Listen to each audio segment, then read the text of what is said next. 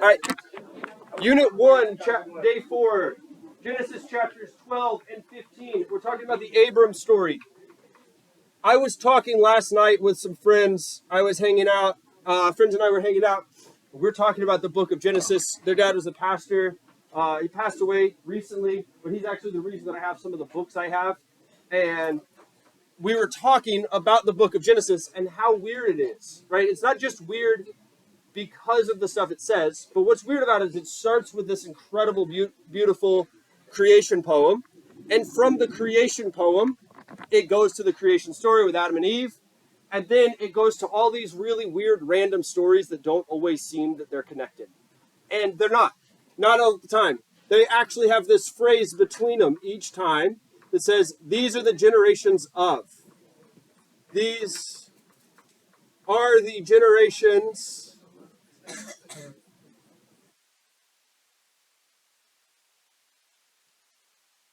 These are the generations of ... So it'll say these are the generations of, and then you'll get a genealogy. You'll say the sons of Terah, and then we get Abram. These are our chapter dividers in the book of Genesis, right? These are the generations of. These are the section dividers. They show where things are put together, because Genesis is, and we could really say most of the Old Testament, but especially Genesis is narratives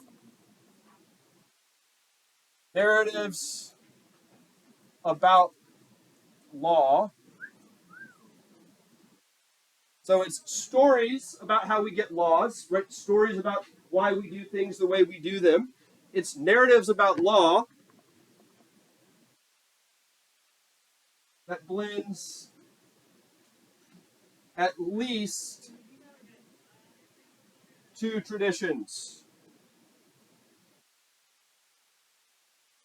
All right. Narratives about law that blends at least two traditions together. Right? There's a minimum of two traditions happening in the book of Genesis and others, but at least two traditions. We're just going to stick with probably two for now. And the biggest reason that we say that there's two traditions is because a lot of the stories happen twice. That's kind of the simplest way. All right. The Abram story, it happens twice that we're going to look at. Not all of these sections, but the events that happen today. Right, so he goes to Egypt, he sex traffics his wife, then he leaves Egypt, and then he does some other stuff, and he makes a promise with God. And so you know what he does another time? Goes to Egypt and sex traffics his wife. Yes. Abraham. All right. We all know the guy, our father Abraham. I know this is the fun thing that people love when I bring up is, in plain terms, that is what Abram does. All right. Next class, we're going to look at that, and we're going to wrestle with the difficulty and the reality of the people we call heroes of our faith. Guys, the people we call heroes of our faith, in modern times, we'd look at them and go, that's not very cool to do, right? Again, he does. Objectively, if you're married to somebody and they go, hey, you have to go sleep with this person so I don't get killed, go, and he forces his wife to sleep with the king, right? We don't talk about, it doesn't talk about consent or anything. Sex trafficking. So that is the term we're going to use. We're just going to label it what it is.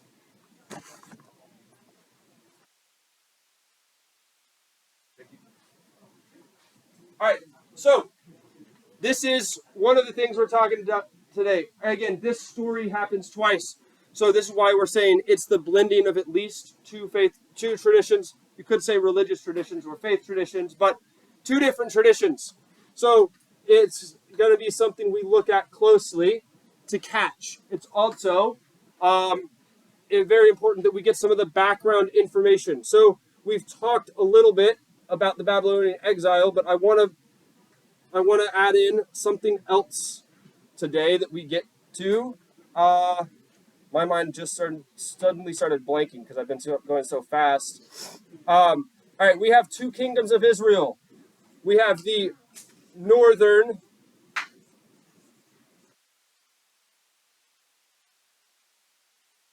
kingdom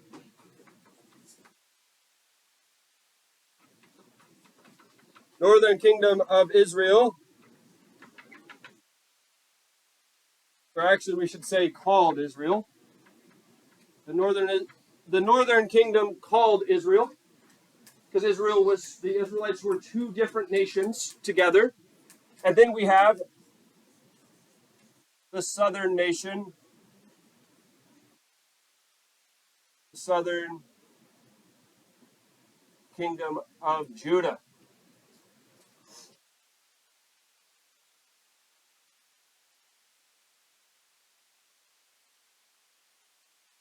All right, the southern kingdom of Judah. We have both of these. Now, we've talked a little bit about the southern kingdom of Judah. We'll talk more about this when we're talking about Israel, especially this Babylonian period. This is who we're talking about. Can you see, Ramir? Yeah. All right. So, here's what we have to have. Let's see. We have the Assyrian exile.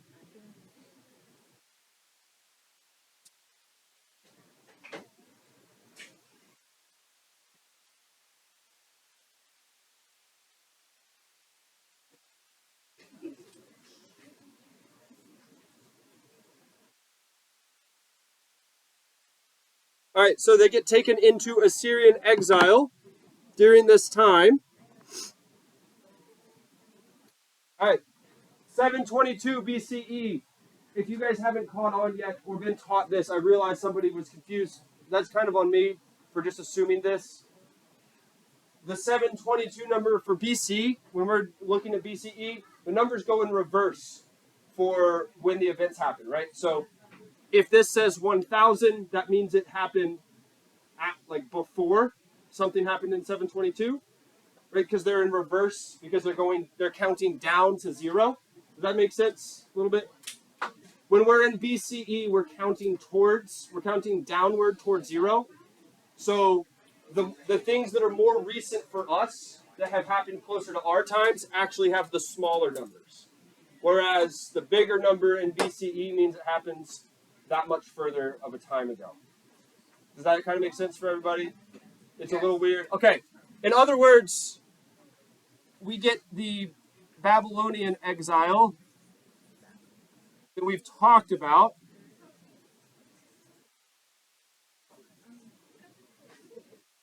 In 596 BCE. All right, 596 BCE. Does this event happen before or after this event? After. Yeah, good. 596 is after 722, which is confusing because we think it should be the other way around. But when we're looking at history, that's just how the case is, right? So happens after, but they're kind of close. They're 130 years apart, something like that. Give or take a few years. They're about 130 years apart. So these are two very, very big things. Now, let's talk quickly about the Assyrian exile. So Assyrian, we talked about Babylonian exile. The Assyrian exile, if you don't know how to spell this, it's spelled Assyrian, Assyrians. All right. Somebody was like, Mr. Lang, why do you always like saying that word? It's funny, but also it'll help you guys remember this, right? Assyrian, they act the way they sound like they would act. All right. They're big old jerks. Has anybody ever heard the term the lost tribes of Israel? Anybody ever heard this? Mir has. I think that's about it. This is where we get this phrase from. Right? We get that term from the Assyrian exile because they're lost to history, and no one truly knows. There's people that claim they're that. There's also people that would like to theorize this is where they went, but nobody actually knows what happened.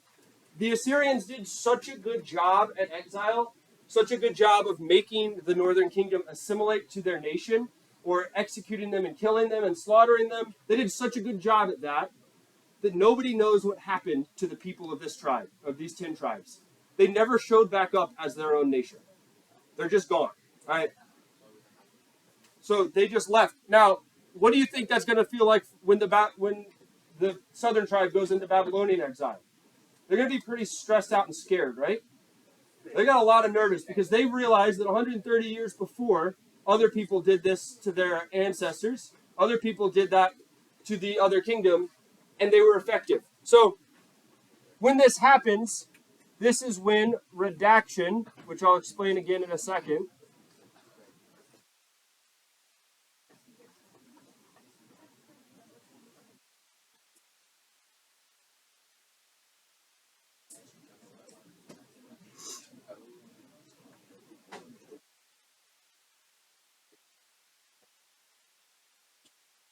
All right. So, all right. Redaction. Redaction is editing or writing faith stories into a unified. All right. So, redaction. When Jared gets back, you can go. Redaction is editing or writing faith stories into a unified text. Redaction, if you don't remember what this is, the redactors are the editors, right? They're priests and scribes.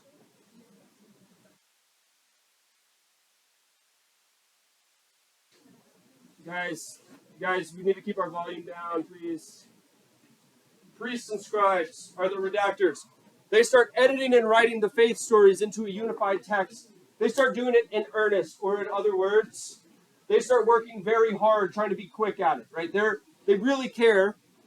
And why are they going to care? Because they're afraid they're about to be annihilated. So they start writing down their faith stories and traditions. Now, these stories have probably been around a long time. It's not like they're just making these things up. But they start writing them down, putting them all together into one text. In other words, the Bible starts to get written around this time. So this is when Abram starts appearing. So we're going to talk a little bit about this. All right. So as I've talked very briefly already, Abram is a guy that is seen as the father of Israel. Abram is the father of Israel. And through him we get Abrahamic covenant.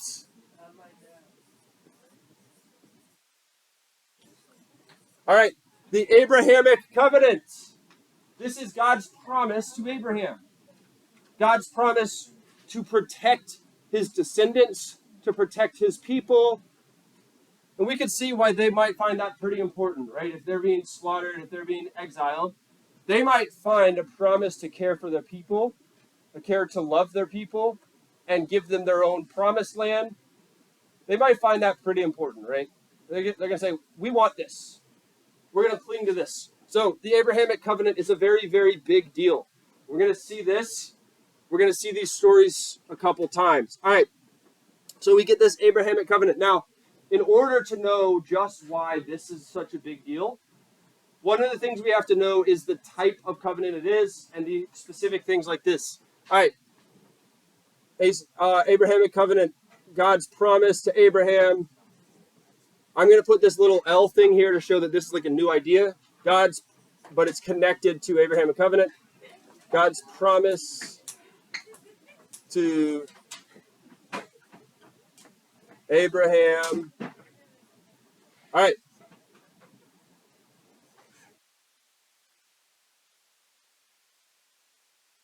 Guys, girls.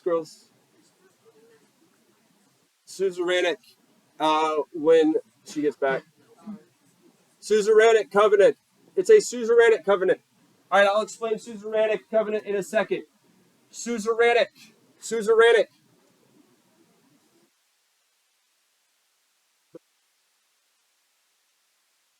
A ruler and subject. And only suzerain ruler has to do things. All right. So, guys, here's a suzerainic covenant. I'm going to walk you through what I just wrote. Suzerainic covenant, Suzeranic, Suzeranic, covenant. We've talked about this word a lot. I'm not going to spell it for you. It's covenant, coven like which coven, ant. It's between a ruler and a subject, or a suzerain and the subject. Suzerain is like a catch-all term for a ruler or a king or whatever. It's a ruler and a subject, but not the suzerain, only subject in a suzerainic covenant, only subject has to do things. So we could have a suzerainic covenant in here, right? I'm the ruler of this classroom, whether you like it or not. I am in charge of this classroom. That's the school has put me in charge. For some reason, they trust me enough to put me in charge, and so I can set the rules, right? And I could make a covenant with you, which I kind of have already. I could say you can sit anywhere you want. You have an open seating chart, but if you get talkative and goofy, right? But I say you can sit wherever you want, but you have to stay respectful during the lecture. And if you don't, consequences happen. Now, do I have to do anything in that part of the commitment? No. I have no commitment, right? The only thing I do is I say, our commitment is this. I'll give you something, but you have to do something or else consequence. That's a suzerainic covenant. Is that the ruler sets it and says, this is the expectation. I agree with you. I'll give you this thing, but I don't actually have to actively do anything. Now, in the Abrahamic covenant, it's a big deal because it shows God's character, because it is a suzerainic covenant. It's in reverse. All right, does anybody know? What's a guess if I say the suzerainic covenant is in reverse? What does that mean? Yeah, perfect, Jonah. Thank you. The ruler has to do something and the subject doesn't. Doesn't matter. The first time that Abram gets this promise from God, because God makes a covenant with him twice, God doesn't expect anything from Abram. All right? He tells Abram, go take this journey, go across this land. And then he makes a covenant after that. He says, this land is going to be yours. But he doesn't tell Abram to do anything. He just says, you are mine now. I'm going to take care of you and your descendants and your people. This is going to be important to these scribes and priests that are writing things down, right? They're in suffering, they're struggling, and they're going to say, God is still going to care for us no matter what, because we have this covenant with God. They're going to look at this covenant and match this covenant, this promise, and say, God will care for all his descendants, and we are Abram's descendants. We will be cared for. So, suzerainic covenant, if you don't, do we all remember what covenant means? Promise. It's a promise with consequences. Promise with consequences. Right? So it's a promise to keep you. I promise you that I will do this thing for you. So it's the covenant there. All right. I'm going to really, really quick go into our myth to history stuff, because this is the stuff that I love, the genre of literature. All right. Is this myth or is this history? Now, I'm not going to make you guys write this today, but I do want you to write this in your notebooks. Sort of. We always write paragraphs in this class. It's the best part of this class. All right. So, I'm going to give you over here all the reasons people say it's a myth.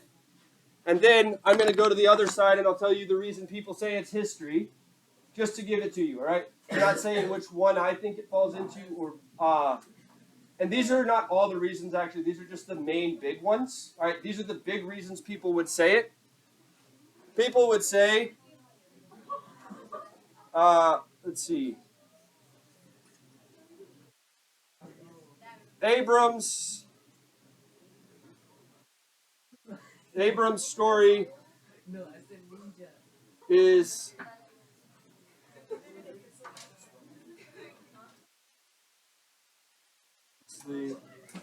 like, guys, I know we had a long day, but we got to keep it quiet. All right, Abram's story is suspiciously like Exodus. Abram's story, do we all know the story of the Exodus? I'm just kind of assuming. You guys have seen Prince of Egypt? You do. Yeah, that's the Exodus story, right? Abram's story is very similar like that, but more sex trafficking. Abram goes, he hits a famine, he has to go to Egypt, then he gets his wife to go lay with Pharaoh, makes his wife do that because he says, well, she's my sister, not my wife. And so the Pharaoh says, okay, cool, I'm going to sleep with her then. Because apparently she's a total baddie, right? Everyone's attracted to her. It says it. The Bible says, word for word in the ancient Hebrew, it says, and Sarai was a baddie. Doesn't say that, obviously. But it does say she was very beautiful and everyone was attracted to her, right? Which, in modern slang, that's a baddie, right? Is that not what a baddie means? Yeah, that's it. Yeah, we're not going to say that. I'm not going to say that one. But apparently she's beautiful. So the Pharaoh wants her, but by sleeping with her, he actually brings plagues upon his house. Right? So plagues befall him. And then Abram leaves and Abram is told, hurry up, get out of here. Leave and take your people and take your wealth with you. That sounds like the Exodus story, right? Sounds very similar. So, number one reason is people would say Abram's story is suspiciously like Exodus. He's like a tiny symbolic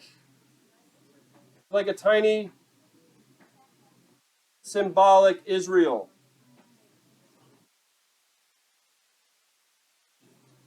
All right. In this argument, they're saying Abraham is a symbolic metaphor for the nation of Israel. All right? He's a symbolic metaphor for the nation of Israel. I'm going to write one more thing here. Let's see. His journey. Good afternoon. Could you please send Naevi Martinez to the high school office for a moment, please? Yep, on the way. Thank you. Thank you. All right. His journey is like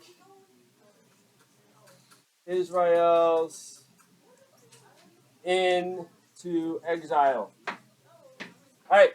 His journey is just like Israel's in the... Yes. He's like a tiny symbolic Israel. Does that make sense? I'm going to show you some more of the reasons why. All right. So if we go over here, as we've talked about, if you guys did the reading, I'll move out of your way, sorry. All right. This is the beginning. This is the start of Abram's journey down here in a place called Ur. He's down past Babylon in a place called Ur. He takes a trip. Guys, do we need to move? Don't make me pull in that part of our covenant. All right. He takes a trip up through Mesopotamia. He goes to this place called Haran. Now, if anybody notices, pays attention to Haran, it's a little out of the way, right? Seems a little weird. So this is one of the things people point out is they go, what the heck? That's kind of out of the way. For no reason, he goes that way. But he needs to, so he follows this river. He goes up. Then he comes all the way down to Israel, to the promised land, right? This is the promised land. God promises to give this to him. And he goes up and he's making altars all the way. He's acting like a priest all the way and offering and saying, this is God's land. And he goes to the promised land. So this is Abram's trip, all right? This is the direction. He starts here. He goes from the right side of our screen to the left side of our screen. Pay attention to that, please. Because then, here is the journey into exile, all right? The red one is the Assyrian exile with the northern kingdom.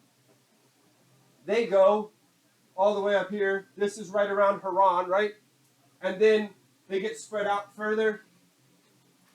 And then here is the Judah, Israel. This is the people that are editing the Bible together. They have gone from the promised land all the way to Babylon, and they're hoping eventually to make this journey back. Do you guys see that they match up a little bit? Somewhat. Maybe some of you do, some of you don't. All right. What I'm saying is, people would argue that these trips are the same trip, but in reverse order. That Abraham is a promise for them to go back. That they are symbolically saying, we will go back to our place. This is the idea here. We don't know, and there's some arguments for it, whatever, but that is one of the big reasons. I know I'm going fast. Here's our third major reason. I like this one just because it's super nerdy. This is like the nerd. If these have all felt nerdy, this is the nerdiest one. All right. Of all texts that mention Abraham,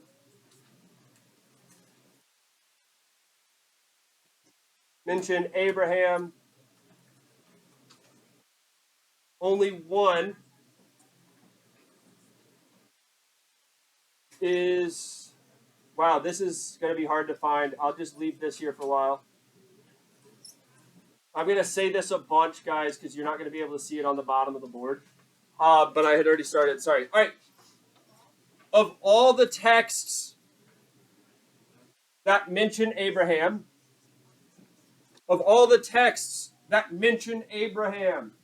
yeah, when Jason gets back. Of all the texts that mention Abraham, only one is written pre-exile. All right. The name Abraham only appears one time in a text written before this time period. Remember I said most of the writings around the exile?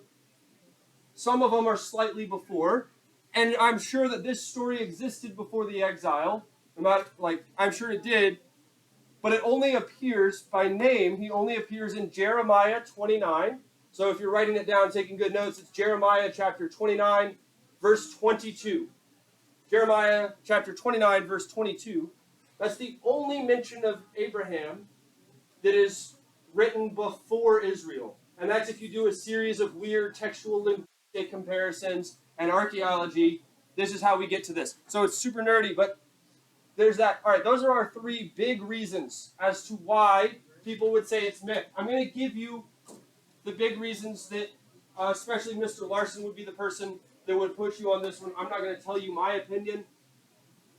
Why historicity?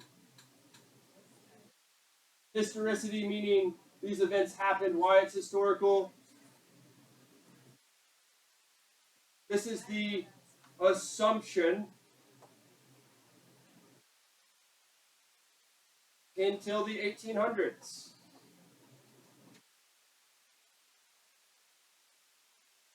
Until about 130 years ago, 140 years ago, 160, whatever, somewhere in that time frame, in the 1800s, it was just assumed and believed that Abraham was a real person and that he was not symbolic.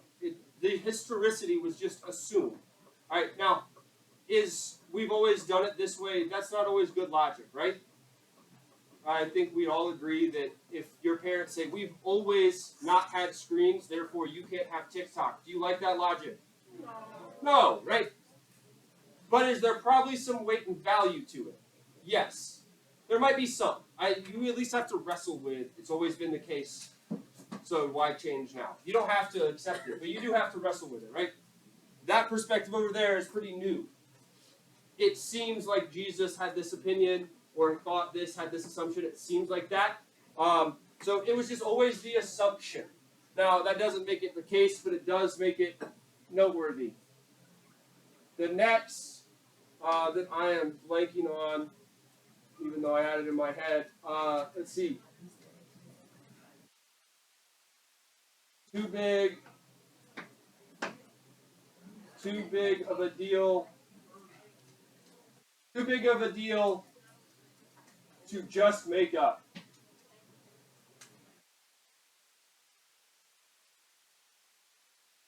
All right, this is our biggest claim. This one I would say is the most effective argument for this side. This is a pretty big deal of a covenant, right? Why would they be talking about a covenant and a promise if they knew that they just made it up? If the editors knew, yes, this is holy and important and good, but they knew, well, we're just kind of coming up with this for the sake of story, why would they cling on to it? Because it becomes a huge deal in the later prophets, right? In the prophets that are writing after this time, Abraham becomes a really, really big deal. So why would they make such a big deal of it if it was just made up? Finally is, he's credited as the father of Israel. As father of Israel. So why wouldn't they have, if he's credited as the father of Israel, why wouldn't they simply have these stories in their heads, right? It wouldn't matter if it didn't show up in writing. Why would it matter if it showed up in writing or not? They would have known these stories, just like you guys know about your grandparents, right? You don't know anything about your grandparents, nobody? You do, right? You might not know everything, but you know some stuff. Right? You know they were alive, you know there was that stuff. Maybe your great-grandparents, some of that stuff. You know some of these basic things. You're going to know them. They don't have to be in writing for you because you've been told them and grown up with them. So the writing may not matter. This is kind of our main argument. Now, in this view, rather than he's a symbol of hope and aspiration, in this view, I'm just going to put an arrow up to this. Abram becomes perfect example of faith and priesthood. Example of faith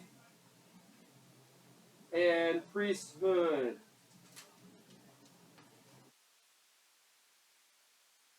All right, Abram becomes the perfect example, the model. He's the model Israelite, aside from our sex trafficking stuff. He is the guy we want to be like if we're a priest, right? He's immediately obedient to God. God tells him to go, and he goes. God just shows up in Abram's life. At that point, it doesn't seem like Abram knew who God was. It doesn't tell us about that. It just says, hey, Abram, go to this place, do this thing, and Abram just does it. Right? So Abram becomes this faithful person. When we get to the Isaac stuff, God says, go kill your son. And he goes, all right, bet, I'll do that. Right? It just happens. So he becomes the model priest, the model of faith. What does it mean to follow God? To be like Abram. Right? So he becomes, it's different. Whereas over there, it was, we're like Abram, we'll be cared for and hope. It becomes this. So those are our two main things. Now, I'm sure that was kind of confusing, and I know that's quick. We have 10 minutes left.